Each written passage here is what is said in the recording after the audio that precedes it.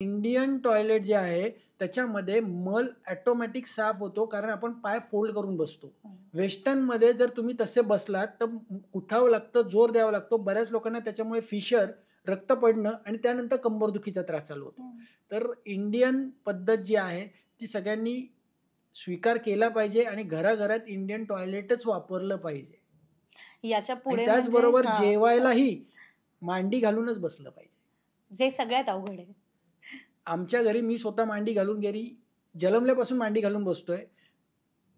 जे लोकं आपले पाहुणे मंडळी येतात त्यांच्यासाठी तुम्ही टेबल ठेवा, पण हं. तुम्ही स्वतः पाठ घेऊन मांडी घालूनच जेवण करा.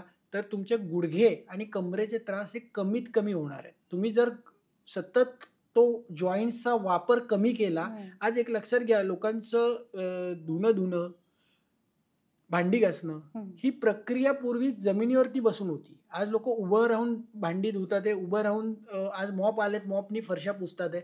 मग त्याच्यामध्ये काय झालं, गुडघ्याचा वापर आणि खाली बसणं 2 पायावर हे कमी-कमी होत चाललं. त्यामुळे मांड्या सगळ्या टाईट होत चालल्या. हं. तिथे रिजिडिटी आली, कडकपणा आला.